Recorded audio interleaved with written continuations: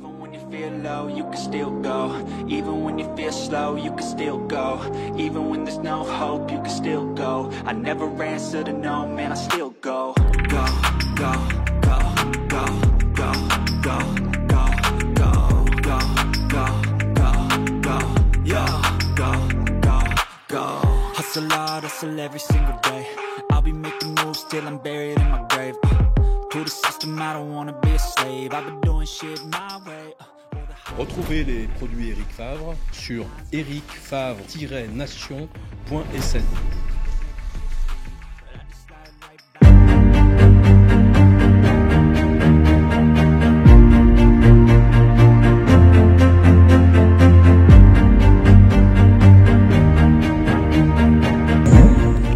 Bonjour à tous. Donc je m'appelle Ibrahim Faye, mais plus connu sous le nom de Buzz. Et j'ai 32 ans. Donc je suis informaticien de formation. Et ça fait 7 ans qu'on a lancé Lutte TV, qui est un média dédié à la lutte sénégalaise 100%, et qui est devenu même numéro 1 dans le secteur sportif au Sénégal en termes de followers. Et ça fait à peu près 1 an qu'on a un partenariat avec Eric Favre. Et on a lancé ensemble un groupe de médias, Eric Faye, avec Lutte TV, Eric Favre TV et aussi BP Actu. Parallèlement aussi, on a une structure qui s'appelle Buzz Pro, avec 2 associés sénégalais, Massamba Cissé et Xavier Sec, qui sont IT. On a lancé la première plateforme de pay-per-view au Sénégal, senaffiche.com, depuis 2018.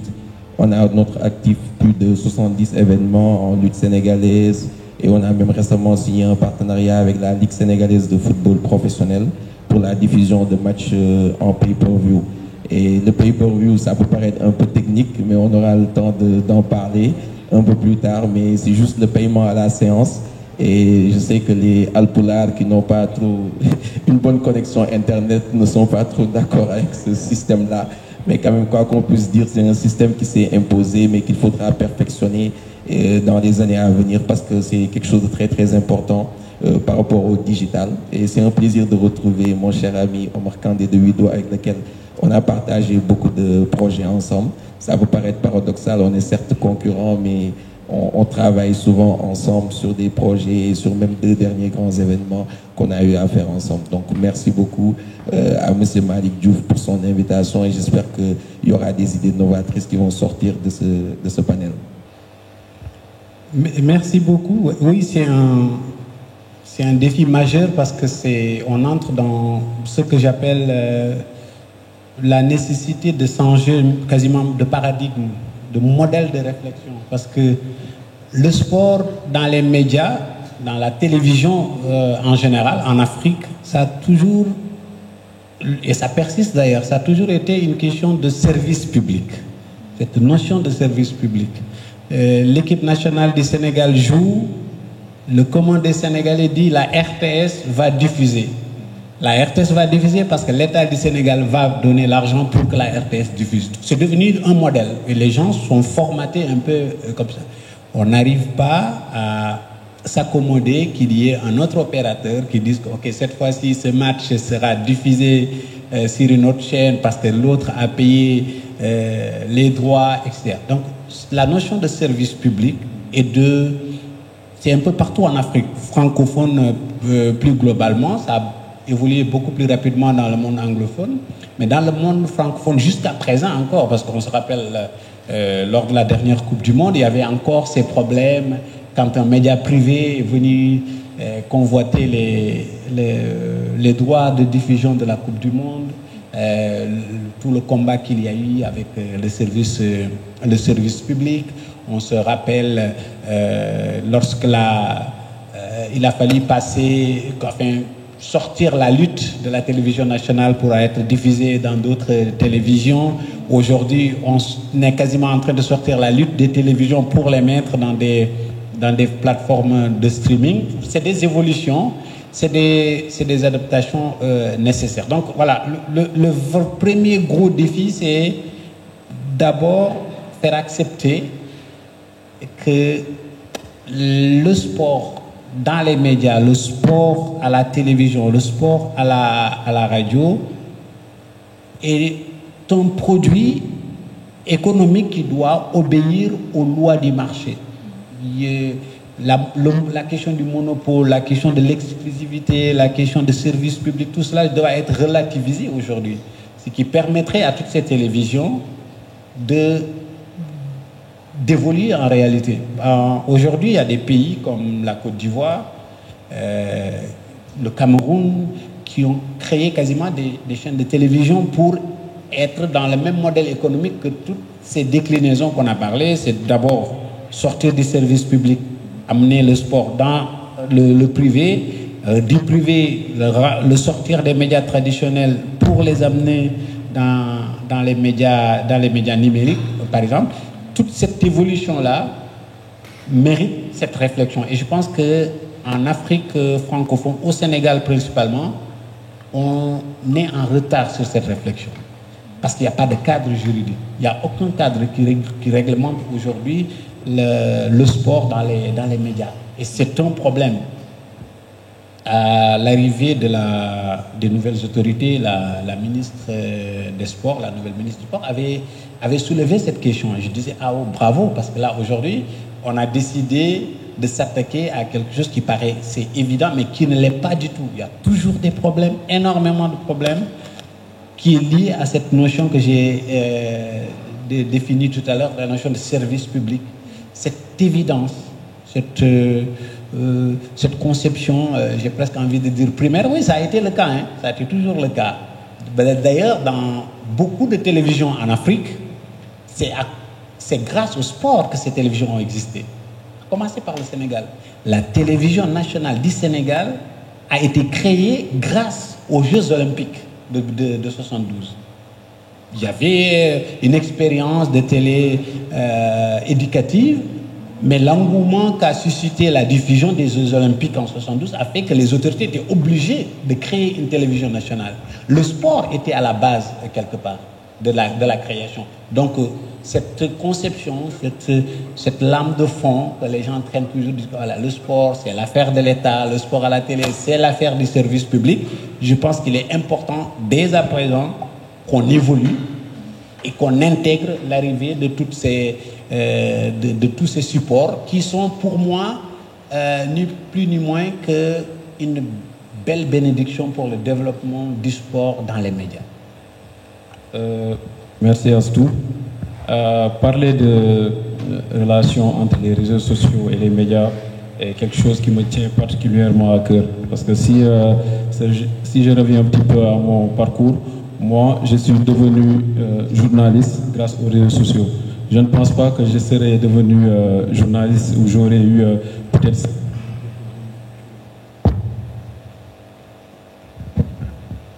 Oui, je disais que je ne pense pas que sans les réseaux sociaux, je serais devenu journaliste. Parce que moi, même si j'ai été toujours passionné de l'information, même au quartier, quand je sortais souvent avec les grands du quartier ou mes potes, c'est moi souvent qui venais leur donner les informations que je trouvais via télétexte à la télé ou sur Internet. Donc en grandissant aussi, mes premiers pas dans la création de contenu sportif, c'était avec Orange où j'étais community manager, où j'ai eu l'occasion aussi de couvrir des compétitions comme la Cannes 2019, la Coupe du Monde 2018. Et après tout ça, après les compétitions, moi et Moustapha ici présent, on avait beaucoup de contenu qu'on avait avec Orange, mais on n'arrivait pas à les exploiter parce que Orange c'est une marque, il y a des restrictions et tout. Tu as beaucoup de contenu, des trucs que tu ne peux pas utiliser. Par exemple, tu pouvais faire des interviews avec les joueurs, mais le contrat entre la fédération et Orange te disait que tu ne peux pas utiliser qu'un seul joueur, il faut 5. Donc avec tous ces contenus-là qu'on avait, j'en ai parlé avec Moustapha Diop, Youssouf Assam, que j'ai connu aussi sur Facebook. Je leur ai dit, ouais, pourquoi pas créer un média digital alternatif qui va offrir une solution au paysage médiatique. Donc c'est comme ça qu'on a créé le média Tagat. Et en le créant, on était super motivés, super ambitieux. On se disait que ouais, avec Tagat, on doit hisser Tagat comme le média référence au Sénégal. Que maintenant, quand les joueurs sénégalais font des transferts ou changent de club, ont des actualités, que les gens pensent à Tagat et ne pas penser à l'équipe ou à Foot Mercato. Donc en 5 ans, je peux dire qu'on a réussi à se mettre à ce niveau-là, même s'il reste des améliorations. Et ça offre aussi aux joueurs et aux sportifs une certaine visibilité. Lors des périodes de mercato, il n'est pas rare que des joueurs m'appellent pour me dire que ouais, Mahmoud, je vais aller à tel club. Est-ce que tu pourrais venir couvrir? Ils ne le font pas parce que je suis leur pote ou j'ai une certaine proximité avec eux, mais ils le font parce qu'ils savent que ça va leur donner une certaine visibilité. Et mon cas aussi n'est pas un cas isolé. J'aime bien prendre l'exemple de la lutte, Buzz ici présent. Il y a des gens comme Fadam Toum qui se sont fait connaître grâce aux réseaux sociaux. Fadam s'est fait connaître grâce à Instagram, les lives qu'il faisait et tout. Mais maintenant, tous les grands événements de la lutte à la télé et tout, il est présent comme consultant. Donc c'est pour ça que je me dis que les réseaux sociaux offrent vraiment une certaine visibilité à ces gens-là. Oui, merci. En fait, bon, ce qu'il faut se dire à la base, c'est quand même le monde évolue. Tout à l'heure, Aboubakri parlait donc, de la création de la télé au Sénégal, de la primeur en fait qu'avait la télévision nationale sur certains événements. De fait, beaucoup d'eau a coulé sous les ponts, la technologie a évolué et aujourd'hui, bon, il y a de nouveaux modes de consommation pour voilà, le large éventail de contenus qui se trouve dans l'écosystème audiovisuel. Après, on entre dans les thématiques. Aujourd'hui, bon, quand on parle de plateformes de streaming, la référence c'est Netflix, etc. Et toutes les autres plateformes de streaming ont un peu ce référentiel Netflix. Nous, pendant longtemps, chez Wido, on a dit on veut être le Netflix africain. Bon, il faut avoir un référentiel, il faut avoir des objectifs. Les plateformes de streaming OTT, il y en a maintenant beaucoup sur un marché qui est assez large, mais on n'a pas forcément tous la même approche du marché. Wido, c'est une plateforme qui est accessible partout dans le monde, mais on a une stratégie de développement qui est basée sur un certain nombre de critères. Certes, on diffuse donc du contenu de la série, notamment de la série africaine, qui a le vent en poupe, notamment ici au Sénégal. Mais on fait également, on a une offre sportive qui passe par des partenariats. Notamment là, on diffuse les chaînes du groupe New World Sport, qui, en termes de droits, devient un sérieux concurrent de médias comme Canal, par exemple, parce qu'il y a des matchs que New World Sport a, dont il détient les droits, et donc Canal ne détient pas les droits. Donc, tout cet écosystème est bouleversé, et les plateformes OTT sont là pour adresser une demande. Je parlais dans mon introduction de démocratisation de la consommation, globalement, de contenu, mais c'est encore plus significatif quand il s'agit du domaine du sport. Le sport est l'une des thématiques, sinon la thématique la plus lucrative en matière de contenu dans le monde. Ça nous amène au problème de droit du sport. On parle du digital, mais le monde du sport, c'est quand même un monde formel où il y a des règles qu'il faut respecter. La valeur du sport en termes de contenu, elle est tenue dans la dimension de droit. Les droits du sport. Quand on paye un abonnement chez Canal ou qu'on paye un abonnement chez Wido ou qu'on achète un pass pay-per-view pour regarder un match ou un combat de lutte, mais on est en train de valoriser, on est en train d'aider l'éditeur à couvrir un certain nombre de coûts. Et c'est là où le digital est un couteau à double tranchant, puisque c'est à la fois un canal formel de consommation de contenu sportif, mais c'est aussi un canal informel, pour ne pas dire frauduleux. Donc le même outil sert à promouvoir et à détruire la valeur du sport. C'est là où la notion de responsabilité, d'exemplarité va venir, parce que nous, on gère des plateformes pour générer de la valeur. Il va plus en parler, vous présenter comme le précurseur du pay-per-view.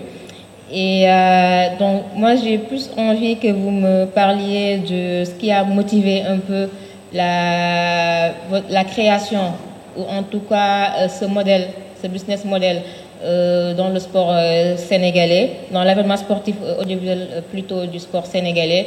Est-ce que c'est la demande, c'est en tout cas l'envie de trouver des solutions, comme M. Kandé vient de le dire, ou il y a vraiment une logique derrière qui est pensée, qui est d'amener un nouveau business model, de s'imposer dans l'environnement sportif sénégalais et de générer des revenus?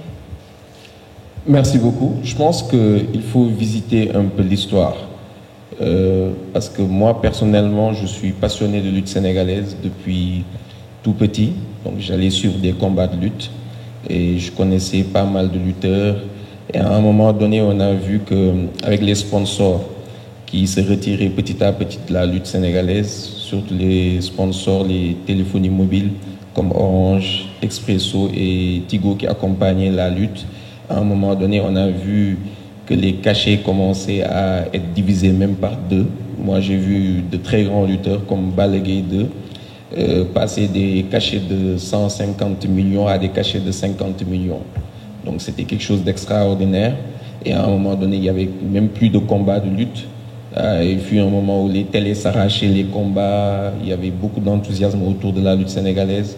Mais à un moment donné, il n'y avait plus de combats. Les promoteurs n'avaient plus de moyens. Ils avaient tous arrêté la lutte. Et on est venu avec cette idée-là, qui est le pay-per-view. On a pu consulter les doyens qui étaient là, comme Baye Jacques, que je salue au passage, qui était au ministère des Sports. On a vu que c'était une époque où les promoteurs n'arrivaient plus à organiser des combats. Puis on a commencé avec Luc Nicolaï en 2018 sur Balla Gaye de Gris Bordeaux. Mais pour la petite histoire, sur le premier face-to-face entre Balla Gaye 2 et Gris Bordeaux, j'étais dans ma chambre à Montréal. J'étais simple amateur de lutte, informaticien, fraîchement diplômé. Je faisais quelques petites expériences dans le secteur. Puis je devais répondre à une problématique parce qu'ils étaient là à se dire on n'a plus de sponsors, on ne va plus montrer les combats en direct à la télé pour faire revenir le public au niveau des arènes. Donc, c'était moi en tant que passionné de lutte sénégalaise dans la diaspora, j'étais obligé maintenant de subir cette injustice-là, c'est-à-dire manque de sponsors, non-diffusion des événements à la télé et pas possibilité d'assister à cet événement parce que je n'étais pas sur le territoire sénégalais. Donc je me disais qu'il fallait créer un modèle qui au moins allait permettre à certaines personnes qui avaient un pouvoir d'achat de continuer à regarder ces événements. Je me suis inspiré du MMA, de la boxe, parce qu'on sait que le pay-per-view aux États-Unis, depuis les années 50, les années 60, ils font le pay-per-view. Donc j'ai proposé ce modèle du pay-per-view en fin 2017 à Luc Nicolaï qui a sauté sur l'occasion. Et ça l'a permis de rentabiliser son événement en pouvant payer les reliquats aux lutteurs. Et tout de suite après, on a remarqué que tous les promoteurs sont revenus dans la lutte sénégalaise. Et ils m'ont tous confié, que ça soit Feu, Père Gaston Meng, paix à son âme, et Aziz Ndiaye et tout ça, ils sont tous revenus grâce au pay-per-view parce qu'ils se sont dit même malgré l'absence des sponsors, maintenant on avait une solution alternative et on a vu qu'au début le pay-per-view ça générait peut-être la moitié du cachet d'un lutteur, mais maintenant on est allé jusqu'à atteindre le cachet intégral d'un lutteur. Donc l'autre lutteur pouvait être rémunéré grâce aux billetteries et même le pay-per-view a montré un autre modèle de sponsoring parce qu'on a les opérateurs maintenant ou bien les moyens de paiement qui trouvent leur compte sur le pay-per-view et c'est toute l'innovation qu'on a portée sur le pay-per-view parce qu'on le fait différemment. Que ce soit les plateformes comme Netflix ou bien toutes les autres plateformes de pay-per-view à l'international, en général, ils utilisent les moyens de paiement Visa, Mastercard, American Express, c'est-à-dire les cartes bancaires. Mais nous, on a remarqué qu'au Sénégal, c'était pas un pays très bancarisé. Même c'est la problématique en Afrique. Donc, il fallait créer des moyens fallait prendre des agrégateurs et rajouter des moyens de paiement locaux. C'est pour ça le pay-per-view tel qu'il est fait au Sénégal, en Afrique de l'Ouest, est différent du pay-per-view à l'international parce qu'on a permis aux Sénégalais, aux Africains de pouvoir payer via les moyens de paiement locaux qu'ils avaient à leur disposition. Maintenant, c'est clair qu'il y a beaucoup de difficultés dans ce pay-per-view-là. Il y a beaucoup de contraintes techniques, mais il faut que les gens soient patients. parce qu'on est qu'au début, quelque chose qui est fait aux États-Unis depuis 70 ans, ou bien qui est fait même dans le MMA, dans la boxe. Vous voyez que dans les grands combats de Mike Tyson dans les années 90, les gens devaient payer pour regarder ces événements-là. Nous, on est à moins de 7 ans, puis on a eu la Covid qui a vraiment stoppé pas mal les activités. Donc là, il faut que les consommateurs soient un peu patients par rapport à ce système pay-per-view qui est en train d'être perfectionné. Mais c'est sûr qu'aujourd'hui, ce système est devenu indispensable. Les promoteurs le disent même à leur niveau, ils ne peuvent plus organiser d'événements sportifs sans le pay-per-view.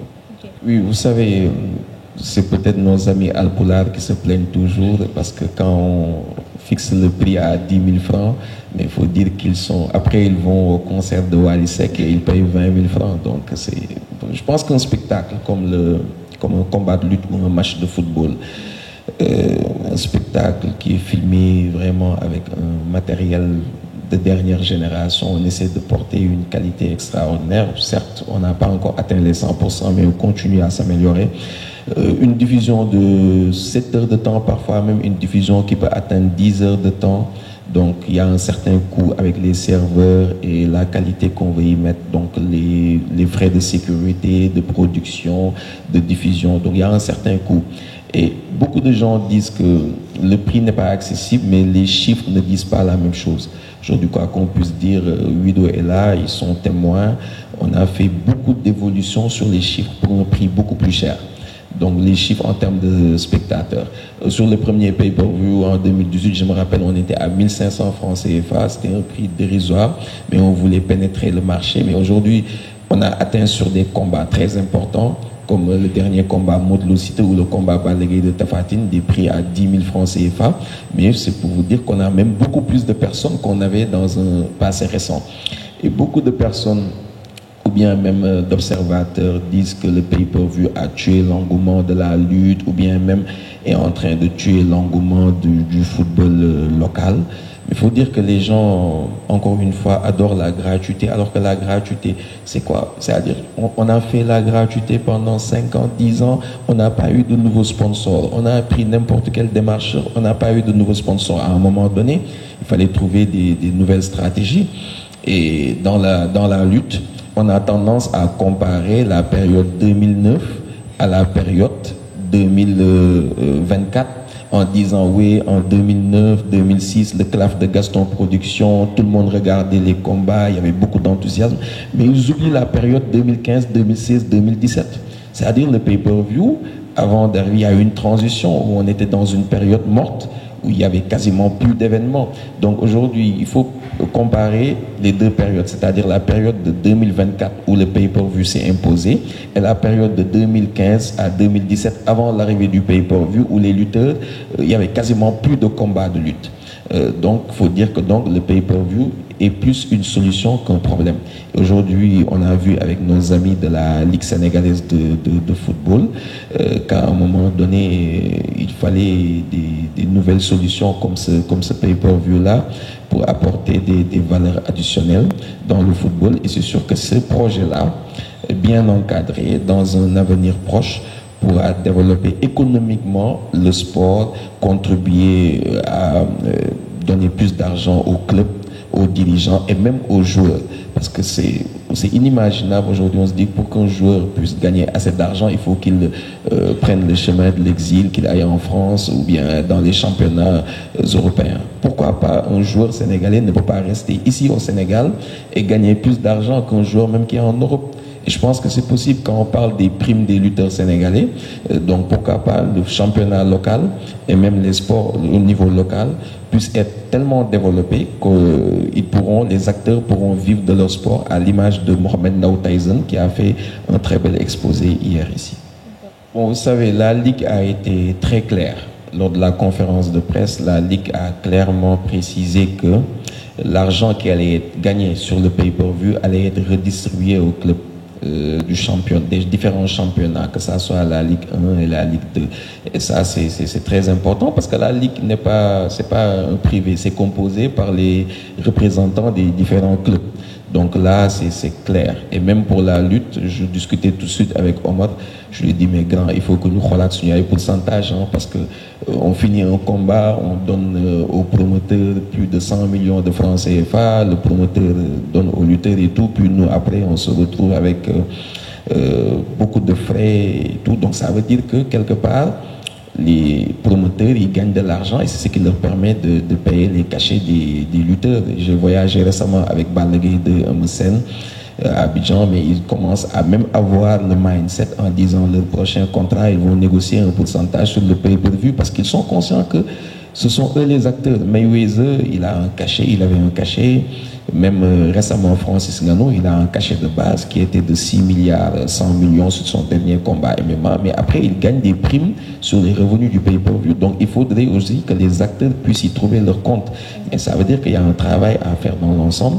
Donc, effectivement, il y a des collaborations, mais il faut savoir que le pay-per-view est destiné à certains types de sports. Il y en a pour d'autres sports qui n'ont pas beaucoup d'engouement. Le pay-per-view ne va pas marcher. Même pour la musique, on a vu que le pay-per-view ne fait pas un boom pour le moment. Mais quand il s'agit de lutte sénégalaise, de football ou bien même de MMA, et vous avez vu que récemment, on a lancé une nouvelle ligue de MMA avec Eric Favre et Henri Jala, qui est un Ivoirien. On est allé en Côte d'Ivoire pour faire notre premier événement de MMA le 30 novembre dernier. Et on a réuni 10 nationalités différentes sur 24 combattants. Donc 10 nationalités différentes d'Afrique. C'était une première. Et on l'a aussi diffusé en pay-per-view, tout en offrant toujours une première partie sur YouTube pour que les gens puissent être au courant de l'événement et après basculer sur le pay-per-view comme c'est fait à l'international. Mais comme je vous dis, aujourd'hui, il y a un partenariat avec différents sports comme le MMA, la lutte sénégalaise, le football, mais l'argent du pay-per-view, in fine, ça va toujours aux acteurs. Le principal problème qu'on a aujourd'hui, c'est que c'est un problème de compréhension. Le problème de compréhension, c'est que tu as un combat de lutte ou un match de football, quelqu'un regarde dans des conditions vraiment optimales, avec une très bonne qualité, te félicite. Au même moment, le cousin Alpolar, il t'insulte parce qu'il n'a pas une bonne connexion Internet.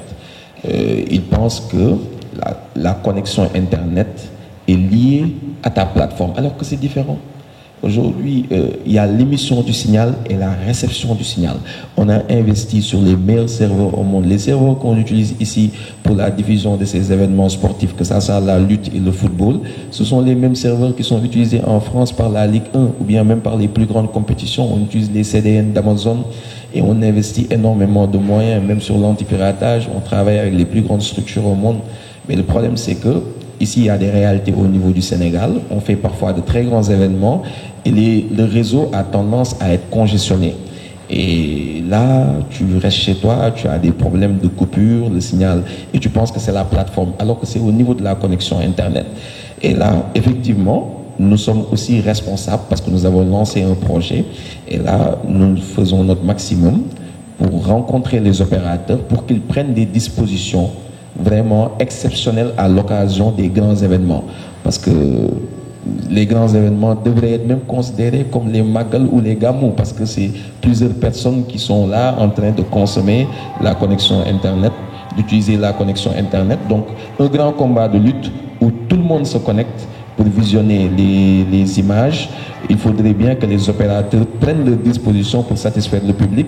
Sinon, on sera obligé à un moment donné de changer de système, de diffuser dans d'autres pays et d'offrir le Sénégal.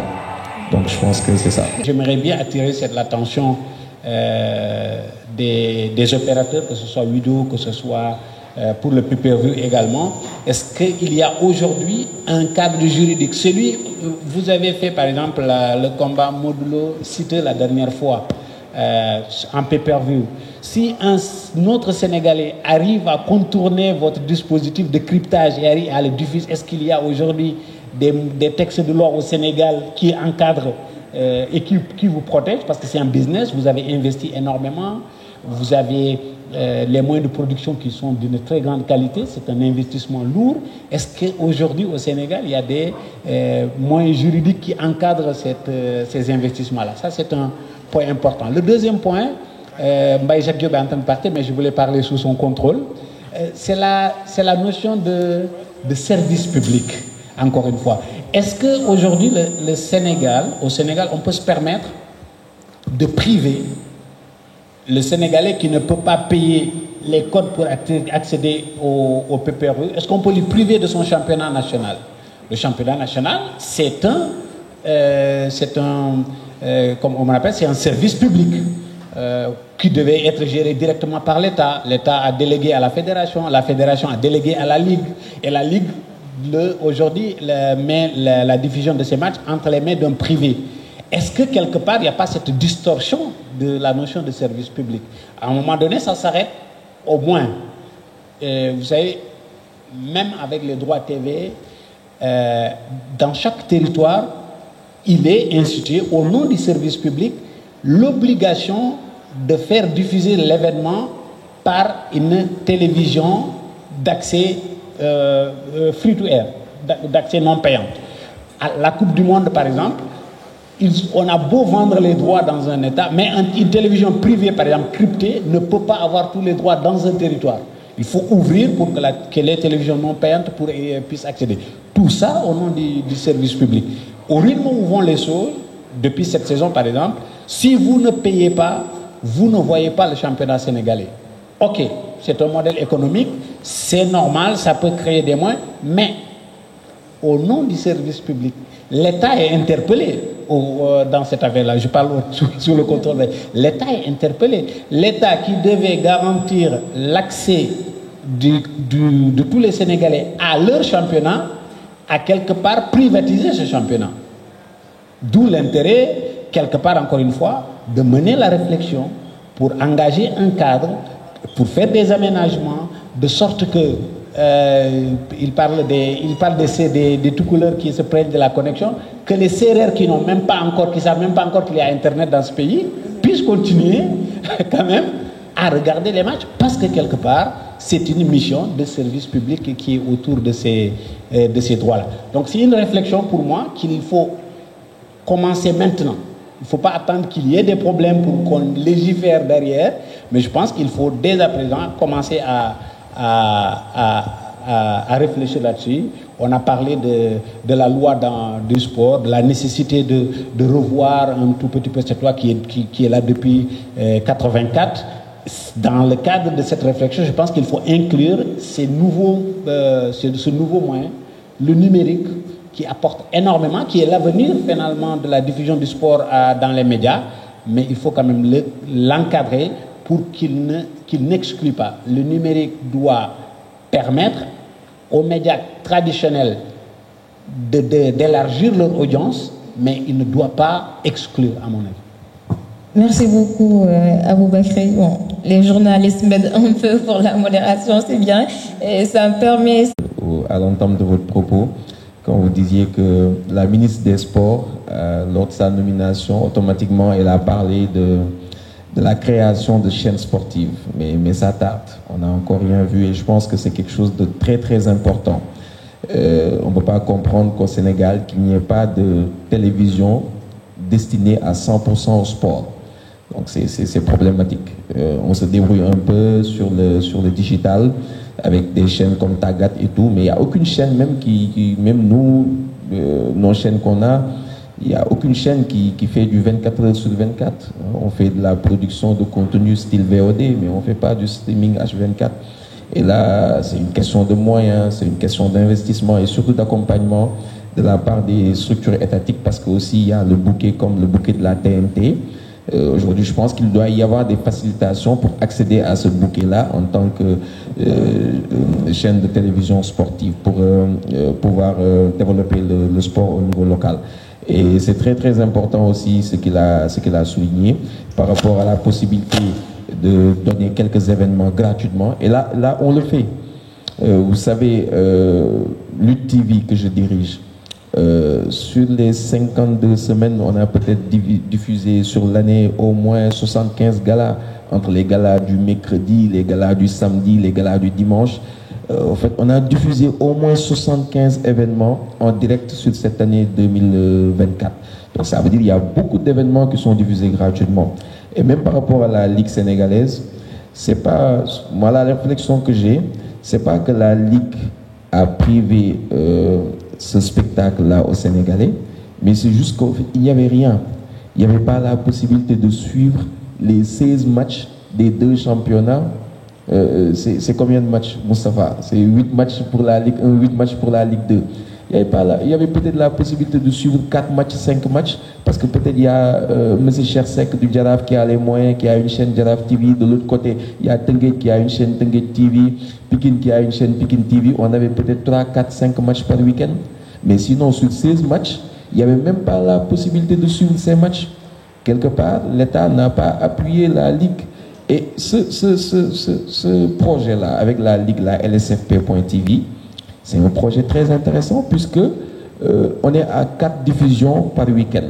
Mais l'idée, c'est d'aller à 16 diffusions par week-end. Donc certes, c'est payant, mais quand même, c'est quelque chose qui, dans un moyen terme, va permettre aux consommateurs de pouvoir suivre tous les événements. Et toujours, moi, j'aime bien dire, comparons à ce qu'il y avait juste avant l'arrivée de ce projet-là. Avant l'arrivée de ce projet, il n'y avait absolument rien. Ou bien même, c'était de façon farfelue, les images de la Ligue, les images qui appartiennent à la Ligue sénégalaise de football étaient exploitées par des clubs. Donc tu as ta chaîne. Est-ce qu'en France, c'est même bien vrai que M. Ba a dit de ne pas prendre l'exemple de la France et tout, mais dans tous les pays au monde, est-ce que c'est le club qui diffuse et qui a les droits de diffusion sur le match? Non. Marseille ne va pas diffuser le match de Marseille. Ils vont diffuser les entraînements, la préparation, mais ils n'ont pas le droit de diffuser. Maintenant, ici au Sénégal, quand tu crées un projet, tu dis que la Ligue sénégalaise, les droits m'appartiennent, je vais diffuser en pay-per-view parce que je n'ai pas de solution alternative. Il y a des fois